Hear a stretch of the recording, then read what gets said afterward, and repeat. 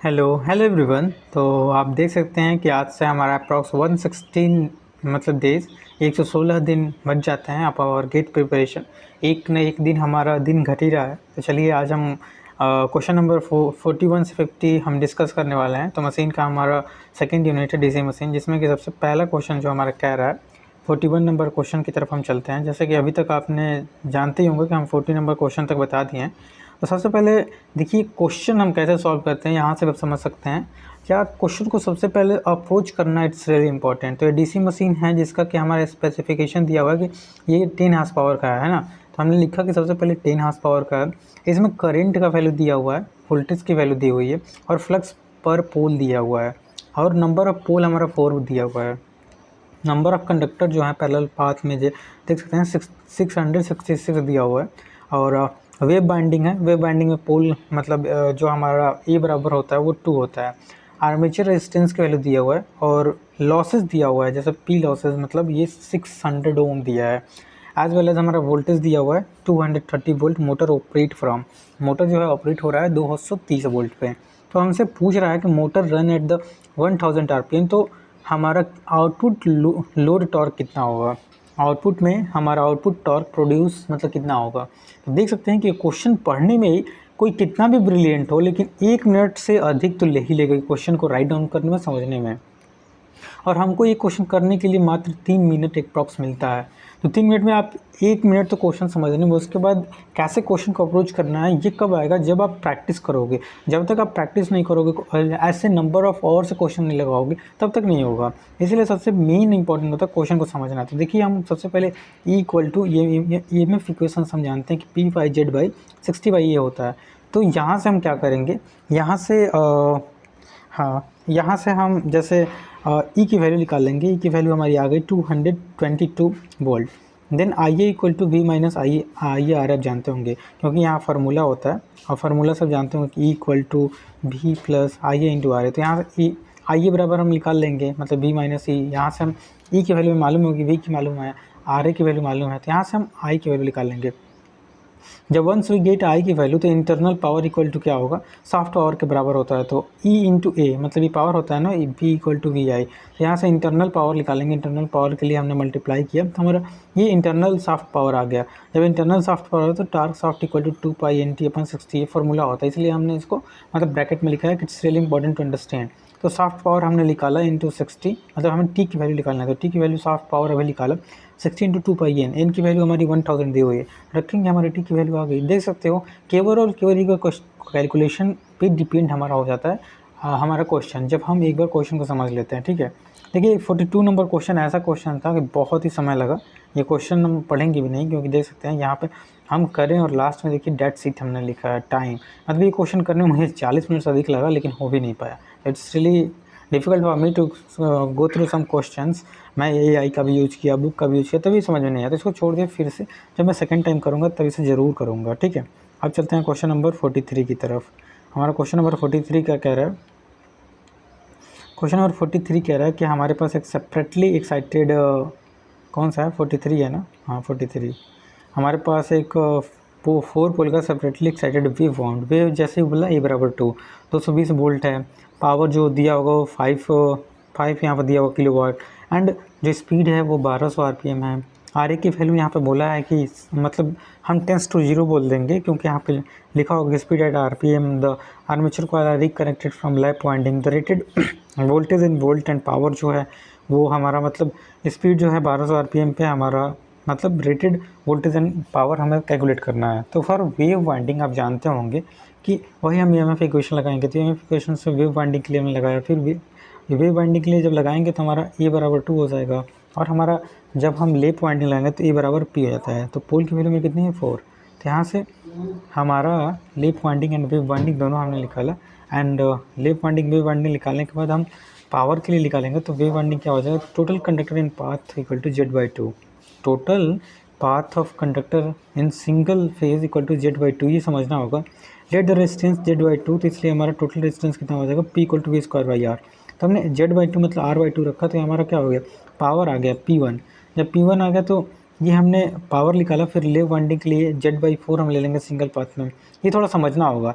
और मतलब Z/4 लिए और रेजिस्टेंस हमें पता है कि R/2 लिए हैं, तो टोटल हमारा रेजिस्टेंस R/2/4 हो जाएगा, तो R/8 हो गया। ये समझना होगा, ठीक है, हमें भी समझना पड़ेगा ये वाला। तो P = V²/R, V²/R, R की वैल्यू हमने मतलब 8 लिया हुआ है यहाँ टोटल रेजिस्टेंस, तो 8 यहाँ पे मल्टीप्लाई हो जाएगा। अब P1/P2 का रेशियो क्या हो जाएगा, आपने पढ़ा होगा P = V²/R, तो यहाँ से P1/P2 हम निकाल लेंगे, सबकी वैल्यू मालूम है, P1/P2 की रेशियो ही पूछ रहा था, हमने रेशियो निकाल लिया, कितना हमारा 1 आ गया, P1/P2 की रेशियो हमारा 1 आ गया, ठीक है।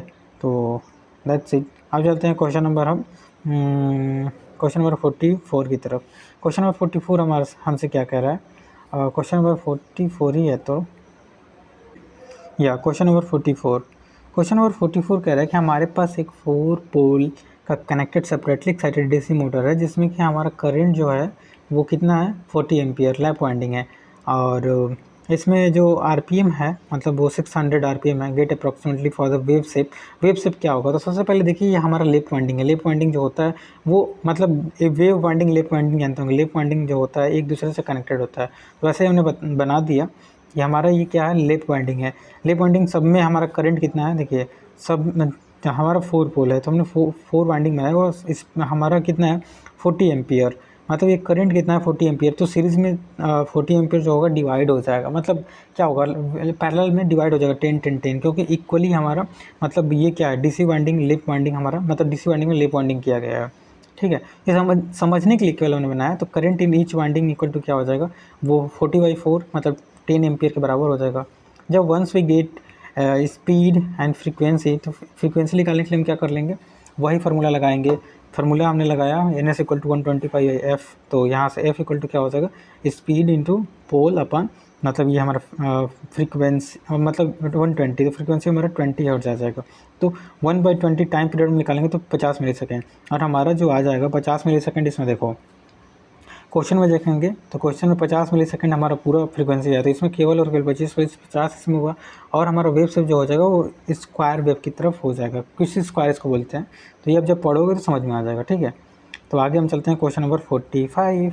तो 45 हमसे क्या कह रहा है, हमारे पास एक डीसी जनरेटर है, जैसा कि एम्पियर दिया है 45 एम्पियर, वोल्टेज दिया हुआ है, रेजिस्टेंस दिया हुआ है मतलब आर्मेचर रेजिस्टेंस, ये फील्ड रेजिस्टेंस मतलब शंट रेजिस्टेंस दिया हुआ है, स्ट्रे लॉसेस दिया हुआ है, परसेंटेज ऑफ इस मतलब डीसी जनरेटर पूछ रहा है। सबसे पहले हम फिगर बना लेंगे। देखो फिगर से हम बनाएंगे तो हमारा आई ए दिया हुआ है, ISS दिया हुआ है, रेजिस्टेंस दिया हुआ है, फिर से वोल्टेज दिया हुआ है, तो यहाँ से समझ में आ जाता है थोड़ा कि कैसे हमें अप्रोच करना है। सबसे पहले देखिए टोटल कॉपर लॉसेस निकालेंगे। कॉपर लॉस के लिए क्या होगा, I² RA + I² RSH। देखिए हम कॉपर लॉस जो होगा वो हमारा आर्मेचर में भी होगा और ये हमारा शंट फील्ड में भी होगा, दोनों को हम ऐड कर लेंगे, दोनों का हमारा करंट और वोल्टेज की वैल्यू दी हुई है, तो हमारा टोटल कॉपर लॉसेस 1125 वाट आ जाएगा। जब वंस विथ टोटल लॉसेस हमें पता हो गया तो आउटपुट अपन आउटपुट प्लस लॉसेस होगा। अब आउटपुट के लिए हम क्या करेंगे, 220 × 45 और हमें ये कॉपर लॉस मालूम हो गया, कॉपर लॉस को और जो हमारा स्ट्रे लॉसेस 375 दिया हुआ है, सबको ऐड करेंगे तो 86.84 हमारा जो हो जाएगा इफिशिएंसी आ जाएगा। 2 नंबर का क्वेश्चन 2016, बहुत ईजी, ठीक है।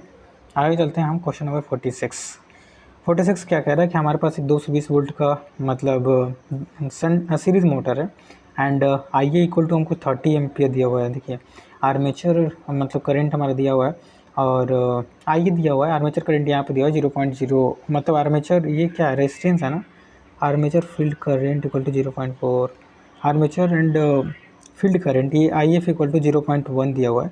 आर्मेचर जस्ट एक minute, armature and field resistance, एक मिनट, या हम कौन सा क्वेश्चन पढ़ रहे हैं 46, जस्ट वेट 46 पढ़ रहे हैं ना, तो एक मिनट 46, यस 46, अरे यार 46 हम पढ़ रहे हैं, थोड़ा सा यही दिक्कत होता है यहाँ पे। तो armature and field circuit resistance, ये आर्मेचर रेजिस्टेंस है, ये RA है, ठीक है, ये RAR armature resistance and field resistance, ये रेजिस्टेंस है ना यार, सर्किट रेजिस्टेंस ही दिया हुआ है, ठीक है, हमने गलती लिख लिया। तो T = N² के प्रोपोर्शनल होता है, जानते होंगे आप जब भी पढ़े होंगे, तो N² जो होता है वो टार्क के डायरेक्टली प्रोपोर्शनल होता है, और फाई जो होता है हमारा फ्लक्स जो होता है IA के बराबर होता है इन सीरीज मोटर। तो we know that T = 5IA, तो यहाँ से हम क्या कर लेंगे, फाई कांस्टेंट होगा तो T जो है I² के प्रोपोर्शनल हो जाएगा, और एन जो है ऑलरेडी हमने बताया कि एन स्क्वायर जो है टार्क के डायरेक्टली प्रोपोर्शनल होता है, एन स्क्वायर आई स्क्वायर के बराबर हो जाएगा। यहाँ से दोनों हम इक्वेशन को इक्वेट करके N2/N1 इक्वल टू I2/I1 करेंगे। हमें सबकी वैल्यू मालूम है, मतलब हमें आई 0.5 ये मतलब मालूम है वैल्यू, तो हम मतलब I2 की हमें वैल्यू निकालनी है, तो I1 N1 N2 हमें मालूम है, हम वैल्यू निकाल लेंगे। हमारी वैल्यू आ जाएगी 15 एम्पियर। ठीक है, जब 15 एम्पियर वंस वी गेट, तो क्या करेंगे आगे देखिए, यहाँ पर सबसे इंपॉर्टेंट दिया हुआ है कि 50% हमारा स्पीड लॉस हो, मतलब रिड्यूस हो रहा है, तो 0.5% हो जाएगा।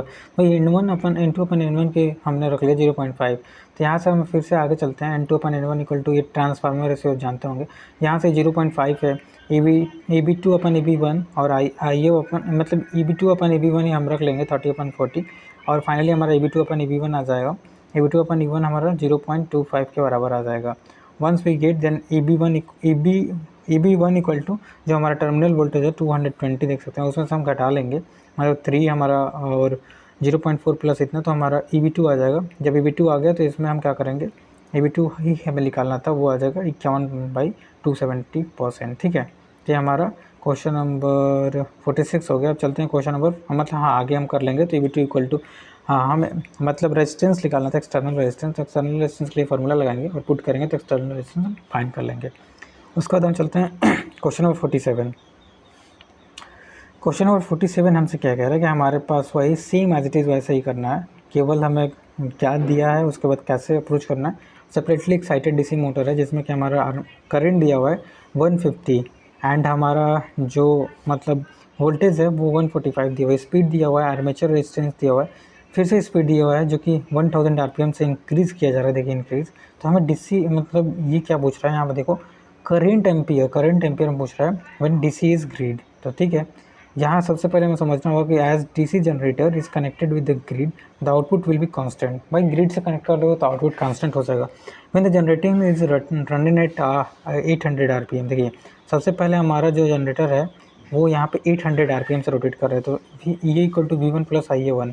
तो यहाँ से हम सबसे पहले V की वैल्यू मालूम है, तो हमें E1 निकालिए 160। When the generator is running eight 1000 RPM, generator EMF हम निकाल लेंगे। जनरेटर EMF के लिए E2/E1 हमने निकाला, N2/N1 हमने निकाला, तो E2 निकाल लिया।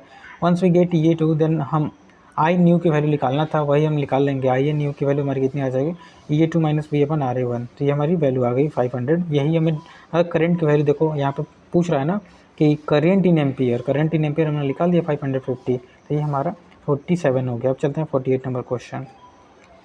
हमारे पास 120 वोल्ट डीसी मोटर है, शंट मोटर, जिसका क्या मतलब करंट दिया हुआ है करंट दिया हुआ है, करंट यहाँ पे दिया हुआ है 2 एम्पियर। ठीक है, और फुल लोड करंट हमारा दिया हुआ है 7 एम्पियर, स्पीड दिया हुआ है, आर्मेचर रेजिस्टेंस RHS। यहाँ से V इक्वल टू, जब भी हम मोटर की बात करते हैं, ये मोटर है, तो V इक्वल टू EB इसमें बैक EMF आता है प्लस IAR है। तो यहाँ से हमने EB1 निकाला, तो ISH निकालने के लिए V अपन RSH कर लेंगे, तो ISH निकल गया हमें। जब ISH once we get then हमारा फुल लोड जो IF मतलब फील्ड करंट दिया हुआ है 7 एम्पियर, तो आर्मेचर रेजिस्टेंस के लिए इसमें से घटा देंगे 7 माइनस 0.5, तो 6 हो गया। और N1 की वैल्यू में दी हुई है कितना, देखिए 1200 RPM और 2 मतलब 1200 RPM। तो आगे हमें इसको सॉल्व करने के लिए क्या करेंगे, नो लोड पे हमारा क्या हो जाएगा, नो लोड पे क्या हो जाएगा, नो लोड पे एट नो लोड हम देखेंगे, तो EB equal to 120 minus IA, मतलब IA की वैल्यू में मालूम है, RA की वैल्यू, तो EB निकाल लिया हमने बैक EMF। जब वंस हम बैक EMF निकाल लेंगे, बस शंट मोटर N2/N1 EB2/E1 सब वैल्यू रखेंगे, और फाइनली हमारा N2 की वैल्यू आ जाएगी, जो कि हमें N2 की वैल्यू पूछ रहा था, वो कितना हो जाएगा, N2 की value at no load speed कितना हो जाएगा, और 1241.81 मीन्स 1241.81 हमारा RPM हो जाएगा। अब चलते हैं क्वेश्चन नंबर 49। क्वेश्चन नंबर 49 हमसे कह रहा है कि 220 वोल्ट का वजन मतलब हमारे पास मतलब 10 इस पावर दिया हुआ है, स्पीड दिया हुआ है, सेपरेटली एक्साइटेड डीसी मोटर है जिसमें आर्मेचर रेजिस्टेंस टार्क दिया हुआ है, वोल्टेज दिया हुआ है। तो नेगलेक्टिंग द रोटर रेजिस्टेंस हम मतलब क्या करेंगे, नेगलेक्ट करेंगे, तो पावर निकालेंगे, तो EB into P equal to क्या होता है, V इंटू आई। यहाँ से पावर निकाला, पावर निकालने के बाद V माइनस IA मतलब V माइनस 1/, ये 10 के बराबर हो जाएगा। EB इक्वल टू जानते होंगे ना, EB equal to V minus IR, ये हमने लिखा। फिर हम इसको मतलब इसमें सभी की वैल्यू रखेंगे एंड देन आगे कैलकुलेट करेंगे, तो हमें IA की वैल्यू निकल जाएगी। वंस वी गेट IA की value then P equal to, आप जानते होंगे P इक्वल टू क्या होता है, T/, टाउ लिखो या T लिखो, ओमेगा होता है। तो यहाँ से P की वैल्यू हम टाउ की वैल्यू हम निकाल लेंगे, टाउ की वैल्यू इक्वल टू टॉर्क की वैल्यू मतलब हमें पावर की वैल्यू इसमें दी हुई है। देखिए पावर की वैल्यू हमें दी हुई है 10 किलोवाट, 10 इंटू 10⁻³ ये हम टाउ और ओमेगा की वैल्यू 2πn/60 होता है। यहाँ से टाउ की वैल्यू निकाला, हमारा टॉर्क की वैल्यू में आ गई। टॉर्क की वैल्यू आ गई तो सेपरेटली एक्साइटेड डीसी मोटर है जिसमें कि टी जो है डायरेक्टली प्रोपोर्शनल आई के है। टॉर्क हमें दिया हुआ है, टॉर्क हमने निकाला, फिर आई की वैल्यू है, T2 की वैल्यू है, तो फिर से वही हम मतलब क्या करेंगे, एक रिलेशन निकालेंगे, रिलेशन से I2 की वैल्यू हम निकाल लेंगे, दैट सिंपल रख के। तो ये हमारा हो गया क्वेश्चन नंबर 49। देखिए क्वेश्चन को करने में कम से कम अगर लिख के किया जाए ना तो 5 मिनट तो करने में ज़रूर लगेगा, 5 मिनट लगेगा, लेकिन हम इसको समझा रहे हैं जस्ट कैसे हमने किया है, ठीक है। तो नाउ चलते हैं, now last question of today 50 number question. हमारे पास सेपरेटली डीसी एक्साइटेड हमारे पास मोटर है जिसमें कि हमें रेजिस्टेंस दिया हुआ है, आर्मेचर रेजिस्टेंस, वोल्टेज दिया हुआ है, टॉर्क दिया हुआ है और स्पीड दिया हुआ है कि हमें क्या कर रहे हैं, ए इक्वल टू 0, नेगलेक्ट कर रहे हैं मैकेनिकल लॉस। तो नो लोड हमें नो लोड हमसे रेडियन पर सेकंड में यहाँ पे क्या पूछ रहा है, neglecting the mechanical loss no load speed of the motor in radian हमसे पूछ रहा है। तो इसके लिए हम क्या करेंगे, सबसे पहले देखिए हमारे से सेपरेटली एक्साइटेड डीसी मोटर बनना है। देखिए वोल्टेज दिया हुआ है 100 वोल्ट, यहाँ पे हमें वोल्टेज दिया हुआ है, देख सकते हैं 100 वोल्ट। तो टॉर्क दिया हुआ है, स्पीड 0 दिया हुआ है, तो V इक्वल टू यहाँ से हम निकाल लेंगे E V equal to back M F 0 हो जाएगा क्योंकि इसमें बोला है। तो हमें आई ए की वैल्यू आ गई। Once we get I A की value then T equal to, अभी हमने बताया कि ये ई बी इंटू आई ए, ये टॉर्क जो होता है, टॉर्क फार्मूला होता है 60/2π ई बी इंटू आई ए। यहाँ से हम टॉर्क की वैल्यू निकाल लेंगे, मतलब ये इक्वेशन निकल जाएगा टी इक्वल टू 1/2π Z/T, मतलब ये फार्मूला होता है। तो टॉर्क इक्वल टू हमने निकाला, टॉर्क इक्वल टू निकालने के बाद टॉर्क इक्वल टू के इंटू आई ए के बराबर होता है।